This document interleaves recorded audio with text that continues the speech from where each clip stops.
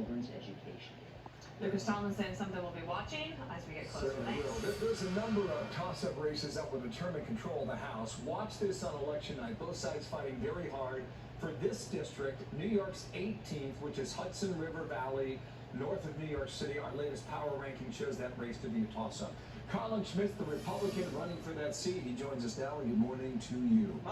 Thanks for having me. You're a military man. Your Democrat opponent, Pat Ryan, is a military man as well. How do you see this contest as of today?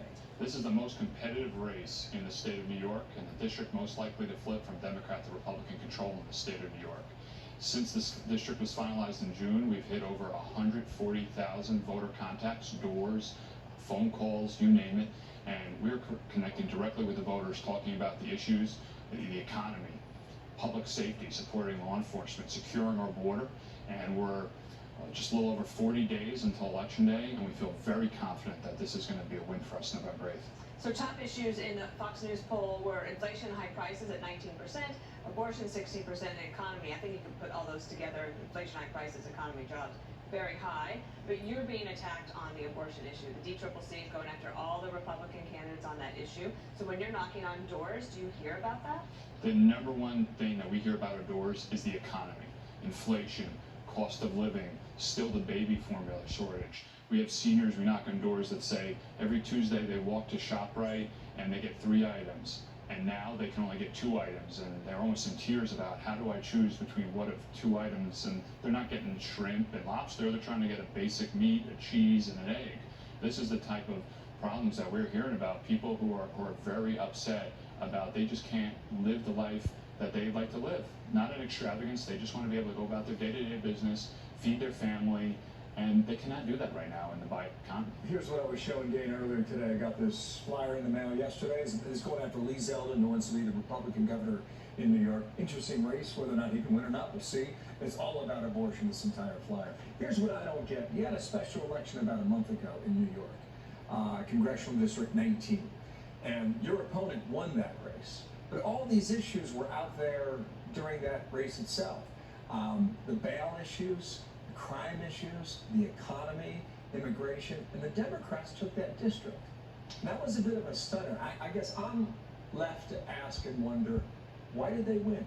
Well, there's a big difference between the districts. It's almost a completely different district. My district versus that special election district, very little overlap. It was also a siloed off situation. It was a random Tuesday in August. There was about 6 Democrat primaries that day, no Republican primaries underneath, so people were being pushed out to vote in Democrat primaries.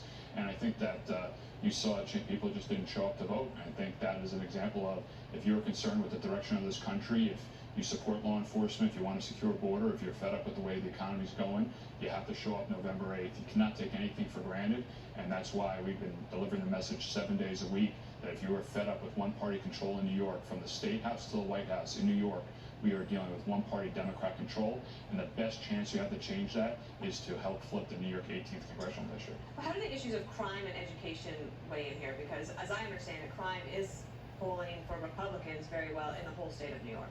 So crime and support for law enforcement is a big issue in my district. My district, the New York 18th District, has the highest percentage of active and retired NYPD and FDNY members of any district in the state of New York.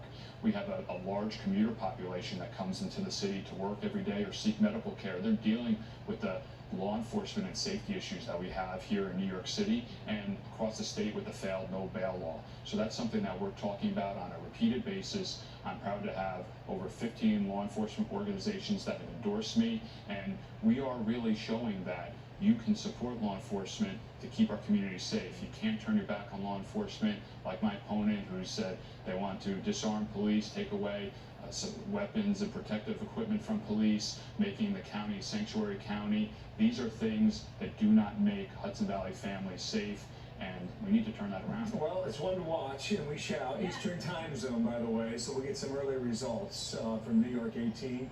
It leans Democrat slightly, but you're predicting a win, and we'll see if that happens. We're going to deliver a victory, and we're looking forward to it. Okay, Colin Smith, nice to meet you. Thanks for having us.